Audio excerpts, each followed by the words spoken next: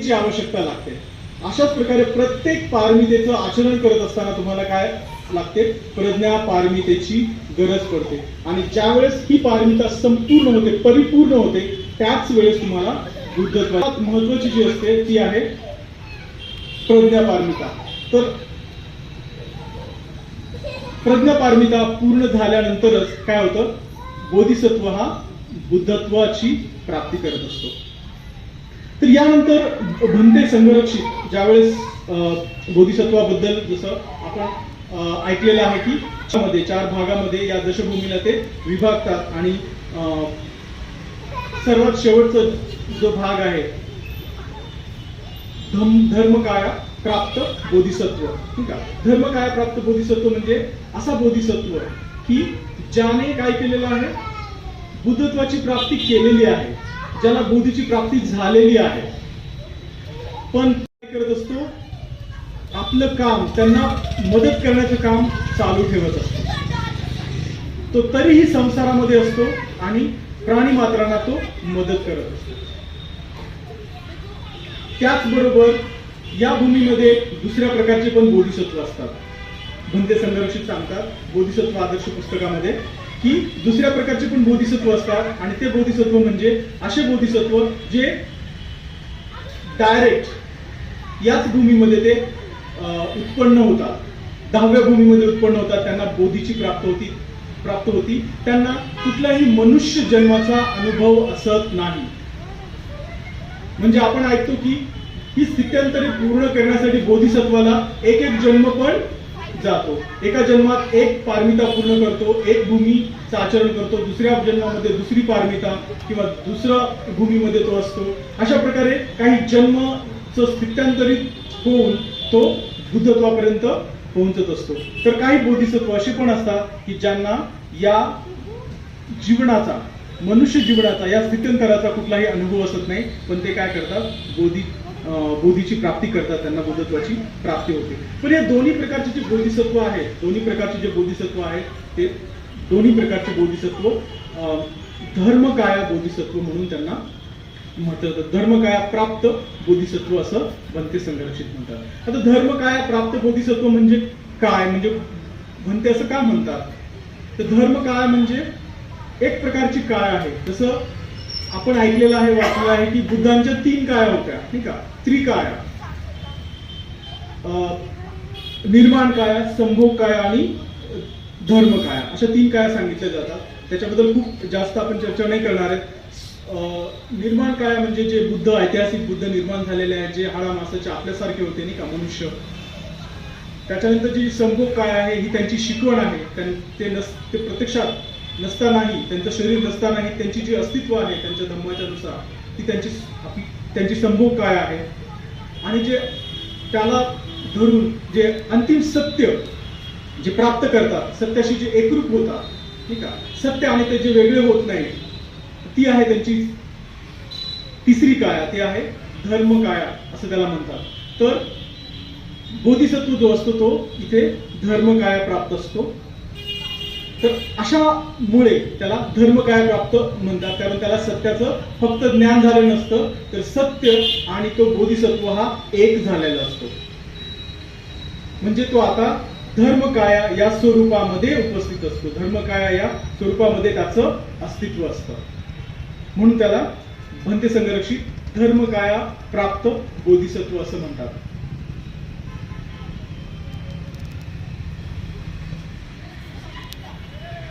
आपण बोधिसत्व जे आहेत, हे धर्मकाया प्राप्त बोधिसत्व जे आहेत, तिबेटन बौद्ध महासंघामध्ये बऱ्याच वेळेस आपण त्याच्याबद्दल ऐकतो, पूजा घेतो.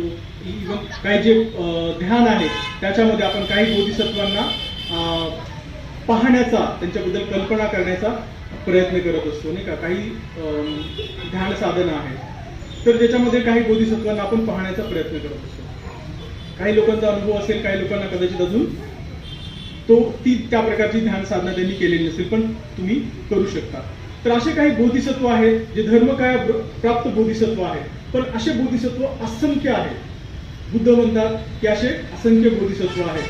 आणि हे जे बोधिसत्व आहेत ते, त्याच्यातील काही बोधिसत्व उदाहरणाखात्याचे जे बोधिसत्व आहे तर ते आहेत आपल्याला माहित असलेले बोधिसत्व अवलोकितेश्वर, ठीक आहे, ज्यांना आपण करुणेचे बोधिसत्व म्हणतो. बोधिसत्व मंजुश्री आहे, ज्यांना आपण प्रज्ञेचे बोधिसत्व म्हणतो.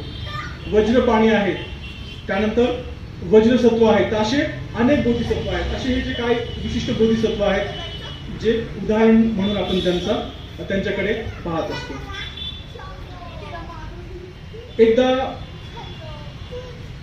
भंते संघर्षित बोधिसत्व आदर्श पुस्तकामध्ये सांगतात की बुद्ध ज्यावेळेस म्हणजे बोधिसत्व ज्यावेळेस बुद्धत्वाची प्राप्ती करतो त्यावेळेस तो जो आहे तो टाइम आणि स्पेस म्हणजे वेळ आणि अवकाश ह्याचा जो आपल्यासाठी नियम आहे तो त्या नियमाच्या पलीकडे गेलेला असतो असं सांगितलं जातं. आणि म्हणजे ही गोष्ट ऐकत असताना मला पण वाचत असताना मला पण खूप मोठं आश्चर्य झालं होतं की एकदा बुद्ध जे आहेत प्रवचन देत असतात. एका पौर्णिमेच्या दिवशी ते काही त्यांच्या विशिष्ट शिष्यांना प्रवचन देत असतात आणि प्रवचन देत असताना काय होतं की जमिनीमधून अचानक अनेक बोधिसत्व वर येतात असं त्याच्यामध्ये स्टोरी आहे. हजारो लाखो बोधिसत्व वर येतात आणि त्यांचे जे मुख्य शिष्य आहेत ते त्या बोधिसत्वांना पाहून त्यांना आश्चर्य होतं आणि ते बुद्धांना विचारतात की म्हणते हे जे बोधिसत्व आहे हे तर लाखो आहेत आणि तुमची जी दिनचर्या आहे बुद्धत्व प्राप्तीपासून ती एवढी बिझी आहे, तुम्ही सतत काही ना काही म्हणजे कोणाला धम्मदेशना देत आहोत, तुम्ही कुठेही रिकामे नाहीये, मग एवढे बोधिसत्व कसे निर्माण झाले असा त्यांना प्रश्न पडतो. आणि ते बुद्धांना ते प्रश्न ते विचारतात आणि बुद्ध त्यांना सांगतात की बुद्धत्व ज्यावेळेस प्राप्त होतं, बोधीची ज्यावेळेस प्राप्ती होत असते त्यावेळेस स्पेस आणि टाइम किंवा वेळ आणि अवकाश ह्याचे जे नियम आहेत ते तिथे काय होतात काम करत नाही, तिथे ते शिथिल होऊन जातात. त्यांच्यासाठी वेळ हा काही फॅक्टर असं नाही, त्यांच्यासाठी पास्ट भूतकाळ भविष्यकाळ वर्तमान काळ असं काहीही असं नाही. ते कोणासाठी असतं त्याच्या अगोदर पर्यंत जे काही सामान्य मनुष्य आहेत किंवा बोधिसत्व पण आहेत त्यांच्यासाठी हे काळ आणि अवकाश याचं काय आहे बंधन आहे, त्याचे ते नियम आहेत. तर ही एक अशी स्टोरी आहे नाही का जिथे आपण बुद्धत्वाचे जे बल आहे बुद्धत्वाचे जे सामर्थ्य आहे नाही का बोधीची जी झलक आहे त्याचा थोडीशी अंदाज आपल्याला येत असतो. कारण आपण काय करत असतो आपल्या जे आपल्याला दिसतं डोळ्याने नाही का कानाला जे आपल्याला ऐकायला येतं जे आपल्याला स्पर्श होतो या गोष्टींनाच आपण फक्त जाणत असतो, याच जगामध्ये आपण जगत असतो. पण हे जे जग आहे आपण वेळ अस्तित्वातच नाही असं जर आपण ऐकू किंवा आपण असं जर बोलू तर काय होतं आपण याची कल्पनाच करू शकत नाही, आपल्याला याची कल्पना येऊ शकत नाही की तिथे त्या परिस्थितीमध्ये वेळ हा अस्तित्वात असत नाही. तर यावरून आपण बुद्धत्वाची थोडीशी कल्पना करू शकतो आणि त्याचा परिणाम म्हणून वेळच अस्तित्वात नाहीये त्यामुळे काय आहे भूतकाळ आणि भविष्यकाळ असं काही असत नाही. त्यामुळे बुद्धांनी अनेक प्राण्यांना देशना दिलेली आहे. त्याचा परिणाम म्हणून अनेक म्हणजे हजारो लाखो बोधिसत्व बुद्धांच्या काळामध्ये निर्माण झालेले आहे. आणि ते फक्त मानवी स्वरूपातच नाही तर ते अमानवी स्वरूपामध्ये सुद्धा बोधिसत्व काय आहेत उपलब्ध आहे. जसं भंते संघर्षित सांगतात की असे काही बोधिसत्व आहेत ज्यांना मनुष्य जीवनाचा कुठलाही अनुभव नाही, ते डायरेक्ट काय होतात धर्मकाया प्राप्त करतात मनुष्य जीवनाचा कुठलाही अनुभव नसताना. तर हे एक स्टोरी आहे जी ऐकल्यानंतर किंवा वाचल्यानंतर आपल्याला बोधीप्राप्त व्यक्ती किंवा बुद्धत्वाची थोडीशी जरा काय म्हणतात त्याला थोडासा अंदाजा येऊ शकतो. आता आपण येऊयात अशा बोधिसत्वाकडे नाही का की आपण एक सर्वसामान्य लोक आहोत. आपण काय आहोत सर्वसामान्य लोक आहोत बरोबर आहे. जे पंच इंद्रियांच्या मार्फत आपण जाणतो गोष्टींना आणि त्याच मध्ये आपण जगत आहोत, त्याच्यातूनच मिळणारा आनंद आपण उपभोगत आहोत, त्याच्यामधूनच निर्माण झालेल्या दुःखामध्ये आपण आहोत. पण असं जरी असलं तरी आपणही अशा बोधिसत्वाच्या कालखंडामध्ये वावरत आहोत. नाही का, ज्याला आपण आधुनिक बोधिसत्व म्हणतो, ज्यांच्या अस्तित्वाचा परिणाम आतापर्यंतही आपल्याला जाणवत आहे, नाही का, ज्यांच्या असण्यामुळे करोडो लोकांचं आपलं काय झालेलं आहे, अगदी नरक यातनेपासून आपण सुखी जीवन जगत आहोत. तर असे कोण बोधिसत्व आहेत ज्यांच्या परिणामामध्ये, त्यांच्या असण्याच्या अस्तित्वाच्या प्रभावामध्ये आपण आजही आहोत? ते आहेत डॉक्टर बाबासाहेब आंबेडकर. तर बाबासाहेबांचं जे बोधिसत्व आहे, त्यांच्या असण्याचा, त्यांच्या कार्याचा जो प्रभाव आहे, तो आपण सर्वजण काय करत आहोत, अनुभवत आहोत. आणि आपल्यामधील काही लोक आहेत, आज पण काही लोक अशा आहेत की ज्यांनी बाबासाहेबांना पाहिलेलं आहे, त्यांच्याशी ते बोललेले आहेत, त्यांना भेटलेले आहेत. तर ही जी संकल्पना आहे बोधिसत्वाची, जी महायान ग्रंथामधून उदयास आलेली आहे, तर बाबासाहेबांकडे पाहिल्यानंतर, त्यांचं जीवन आणि कार्य पाहिल्यानंतर आपल्याला असं वाटतं की खरंच बोधिसत्व काय असतो, ही संकल्पना खरोखर अस्तित्वात आहे. आणि बाबासाहेब आंबेडकर हे जे आहेत त्याचे मूर्तिमंत काय आहे, उदाहरण आहे. बाबासाहेबांकडे पाहिल्यानंतर, त्यांच्या जीवनाकडे पाहिल्यानंतर आपण हे आपल्याला सत्य कळतं की हो, बोधिसत्व आहे, बोधिसत्व असतात, बोधिसत्व होतात आणि ते लोकांना मदत करतात. आपण त्याचे बेनिफिशियरी आहोत किंवा आपण त्याचा डायरेक्ट प्रत्यक्ष अनुभव घेत आहोत. आपण आता यानंतर हे नाही म्हणू शकत की डॉक्टर बाबासाहेब आंबेडकर हे कोणत्या श्रेणीमध्ये येतात, नाही का. आपली ती परिस्थिती आहे का की आपण म्हणून त्यांना धर्म काय प्राप्त बोधिसत्व आहे किंवा न दिशा बदलणारे बोधिसत्व आहे, किंवा आपण त्यांना कुठल्याही श्रेणीमध्ये टाकू शकत नाही. कदाचित ते धर्म काय बोधिसत्व पण असू शकतील किंवा ते दिशा न बदलणारे बोधिसत्व पण असू शकतील. आपल्याला त्याचा काही अंदाजा नाही. फक्त आपण त्यांचं कार्य याबद्दल बोलू शकतो, त्यांचे विचार आपण त्याच्याबद्दल चर्चा करू शकतो आणि त्याला आपण आचरणात आणण्याचा प्रयत्न करू शकतो.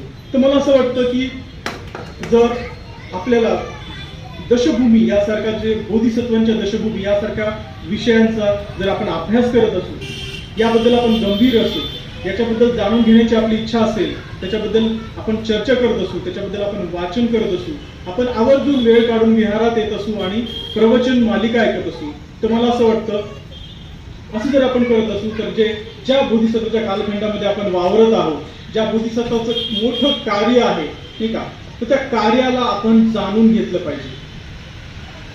त्या कार्याला काय केलं पाहिजे, आपण जाणून घेतलं पाहिजे आणि त्या कार्यामध्ये आपण आपल्या पद्धतीने जसं शक्य आहे तशा पद्धतीने आपण काय केलं पाहिजे, कॉन्ट्रीब्यूट केलं पाहिजे, आपला त्याच्यामध्ये सहभाग असला पाहिजे. कारण आता हेच जे आहे, पुढे जाणारे जे लोक असणार आहेत, ठीक आहे, आपल्या काही पिढ्या पुढे ज्यावेळेस लोक असतील, काही वर्षांनी, 100-200 वर्षांनी, 300 वर्षांनी, ते बाबासाहेबांना पण कसे बघतील, जसं आपण मंजुश्री, बोधिसत्व मंजुश्रींना बघतो, जसं बोधिसत्व अवलोकितेश्वरांना पाहतो, जसं बोधिसत्व वज्रसत्वांना आपण पाहत असतो. अशा पद्धतीने लोक त्यांना पाहत असतील. पण आपण असे भाग्यशाली लोक आहोत की आपल्या समोर ते प्रत्यक्षात उदाहरण आहे. आणि मला असं वाटतं की त्यांचं जे कार्य आहे हे त्याच्याबद्दल आपण जाणतच आहात, नाही का. आपण इथे बरेचपैकी मित्र आहेत, धर्मचारी आहेत, धर्मचारिणी आहेत आणि संघाशी जुळलेले आहात. तर बाबासाहेबांचं कार्य आपल्याला सर्वांना माहीतच आहे. तर मला असं वाटतं की जर आपण काही ना काही जर सहभाग त्याच्यामध्ये करत असू, कॉन्ट्रीब्युशन करत असू, समाजाबद्दल काही ना काही आपल्या त्याबद्दलचे जे देणं आहे ते आपण जर पूर्ण करत असू, तर बाबासाहेबांचं स्वप्न आपल्याला सगळ्यांना माहिती आहे, नाही का. बाबासाहेबांचं जो कार्य आहे त्यांनी काय केलेलं आहे, एक तर संविधान लिहिलेलं आहे ज्याच्यामधून तो सर्व प्राणी मात्रांना ते काय करतात, एकत्र एका नजरेने पाहतात. त्यांनी विशिष्ट कम्युनिटीला वेगळं पाहिलेलं नाहीये. त्यांनी खूप गरीब, अगदी गरीबातला गरीब आणि खूप श्रीमंतातला श्रीमंत, सगळ्यांना त्यांनी एका नजरेनं पाहिलेलं आहे. हे संविधानामधून आपल्याला दिसतं. त्याचबरोबर त्यांनी धर्मांतर केलेलं आहे, बौद्ध धर्माचा स्वीकार केलेला आहे. हे जे उदाहरण आहे धर्मांतराचं, हे फक्त इथल्या मागासवर्ग लोकांना दुःखातून मुक्त करणे फक्त एवढाच उद्देश नव्हता त्याच्या मागे. त्यांना माहिती आहे की हे जे पाऊल आहे हे सर्व मानव जातीसाठी काय आहे, महत्वाचं आहे. सर्व मानव जातीला हे कल्याणकारी आहे. सर्व मानव जातीचा याच्यामध्ये कल्याण आहे. आणि म्हणून बाबासाहेबांनी काय केलेलं आहे, धर्मांतर केलेलं आहे. तर ह्या ज्या दोन गोष्टी जरी आपण बाबासाहेबांच्या जीवनामधल्या बघितल्या तरी आपल्याला असं वाटायला लागतं की बाबासाहेब खरंच धर्मकायाप्राप्त बोधिसत्व होते की काय, ठीक आहे. पण आपण याबद्दल कॉमेंट करणं खरंच तितकं उचित असणार नाहीये. तर मी म्हणेन हेच की आपण बाबासाहेबांना जाणून घेतलं पाहिजे, आपल्या आत्ताच्या बोधिसत्वाला आपण जाणून घेतलं पाहिजे आणि त्यांच्या कार्यामध्ये आपल्या पद्धतीनुसार, आपल्या समजेनुसार, आपल्या एक्सपर्ट, जसं ज्या क्षेत्रामध्ये तुम्ही एक्सपर्ट आहात, तुम्हाला विश्वास आहे, त्या क्षेत्रामधून आपण लोकांना मदत केली पाहिजे. आणि त्यांचं जे स्वप्न होतं भारत बौद्धमय करणे, कमीत कमी भारत बौद्धमय करणे, त्यामध्ये आपण काही ना काही सहभाग घेतला पाहिजे असं मला वाटतं. आणि आज तुम्ही असं कराल नाही का, तुम्ही संघाच्या सानिध्यात आहात तर तुम्ही हे कराल, कारण संघाचा उद्देश हा तोच आहे. तर एवढं बोलून मला असं वाटतं मी आजची जी ही प्रवचन मालिका आहे त्या प्रवचन मालिकेचा समारोप करत आहे. आणि मला असं वाटतं की थोडंसं फास्ट झालं असेल कदाचित, पण मला असं वाटतं की काही ना काही मी तुमच्यापर्यंत पोहोचू शकलो असेल. तर हा एक वर्ग आहे, साप्ताहिक वर्ग आहे. तर मला असं वाटतं की या विषयाबद्दल जर कोणाला काही प्रश्न असेल, आजच्या मी बोललेलो आहे त्यामध्ये, तर मला असं वाटतं 1 किंवा 2 प्रश्न आपण विचारू शकता. त्यानंतर अशा शैलीने त्यांनी केलेलं आहे. तर आपण सर्वप्रथम त्यांचं जोरदार टाळ्या वाजवून त्यांचा आभार मानूया, त्यांना खूप खूप धन्यवाद देऊया, खूप खूप सदिच्छा आपण व्यक्त करूया. कारण अवघ्या आठवड्याच्या कालावधीमध्ये त्यांनी स्वीकार केला आणि आज आपणापुढे त्यांनी खरोखरच म्हणजे कठीण विषय आहे, म्हणजे आपणाला ऐकत असताना कधी कधी सोपं वाटत असेल, परंतु तितकंच ते अवघड देखील जातं. पण जो व्यक्ती या ठिकाणी बसलेला असतो ना, त्यालाच ते माहिती असतं कशा प्रकारे श्रोत्या. बौद्ध महासंघाच्या वतीने 10 हप्त्यामध्ये दशभूमी हा जो इथं प्रवचनाचा कार्यक्रम आयोजित केला होता, त्या सर्व 10 हप्त्यामध्ये मी इथं हजर होतो. 1-2 वेळा नव्हतो, काही कामानिमित्त माझ्या मी येऊ शकत नाही. कधी कधी बुद्धिसागर साहेबांनी मला फोन केला होता, तरी पण काही कारणास्तव मला थोडा उशीर होते. तर यामध्ये दशभूमीचा हा जो प्रवचनाचा कार्यक्रम इथे आयोजित केलेला आहे, त्या दशभूमीमध्ये बुद्धाच्या विषयी, बोधिसत्वाच्या विषयी जो 10 हप्त्यामध्ये जो कार्यक्रम झाला त्याबद्दल तथागताचं पहिलं प्रवचन सारनाथ या ठिकाणी 5 भिक्षूसोबत तथागतांनी सांगितलेला मार्ग त्यांनी सांगितला. त्याचप्रमाणे डॉक्टर बाबासाहेब आंबेडकरांनी 1954 साली बौद्ध धर्मावर शेवटचं भाषण त्याच्या औक्षामधलं डॉक्टर बाबासाहेब आंबेडकरांनी सारनाथला दिलं. म्हणून मी सरांना प्रश्न केला होता की डॉक्टर बाबासाहेब आंबेडकरांना आपण प्रतिबुद्ध म्हटलं तर चालेल का, कारण डॉक्टर बाबासाहेब आंबेडकर खरोखरच प्रतिबुद्धच आहेत. कारण तथागत भगवान गौतम बुद्धांनी म्हटलं होतं की या देशामध्ये माझं उर्वरित कार्य, माझ्या बौद्ध धर्म ज्यावेळेस अस्त होणार आणि या देशामध्ये एक बोधिसत्व जन्म घेणार आणि तो माझं उर्वरित कार्य पुढे नेणार, म्हणून डॉक्टर बाबासाहेब आंबेडकरांना आपण प्रतिबुद्ध म्हटलंच पाहिजे. कारण बाबासाहेबांनी धर्मांतर ज्यावेळेस केलं 14 ऑक्टोबर 1956 रोजी नागपूरच्या पवित्र दीक्षाभूमीवर, त्यावेळेस बरोबर बौद्ध धर्माला 2500 वर्ष पूर्ण झालेली होती. आणि बाबासाहेबांनी म्हटलं होतं, मी या देशामध्ये बौद्ध धर्माचा असा एक खांब गाळतो की याच्यानंतर कोणाच्या बापाची हिंमत उपटून फेकून दिलेली होणार नाही. म्हणून आपण तथागत भगवान गौतम बुद्धानंतर डॉक्टर बाबासाहेब आंबेडकरांना प्रतिबुद्धच म्हटलं पाहिजे. हेच या ठिकाणी सांगायचं आहे. जय भीम. धन्यवाद.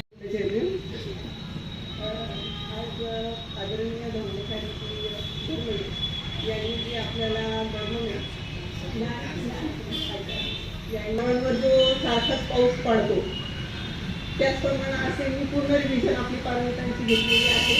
म्हणजे जो कोणी नवीन आला आहे, जुना आला आहे, त्यांना सर्व 10 भूमींचं एकदम व्यवस्थितपणे त्यांनी माहिती दिलेली आहे. त्याच्यामुळे आपल्याला आता त्याच्याबद्दल काही शंकाच नाही की त्याचा अभ्यास व्यवस्थित करून घेतला पाहिजे. तर मला फक्त आज शेवटच्या दिवशी हेच सांगायचं आहे, बोधिसत्वांच्या ह्या ज्या 10 अवस्था आज त्यांनी आपल्याला सांगितलेल्या आहेत. तर ह्या 10 अवस्था आपण आपल्या नित्य आचरणात किंवा अभ्यासातून आपण आणत गेलो तर त्याचा आपल्याला नक्कीच उपयोग होणार आहे आणि आपण त्या नियमितपणे पालन करण्याचा प्रयत्न करावा आणि करत राहावा.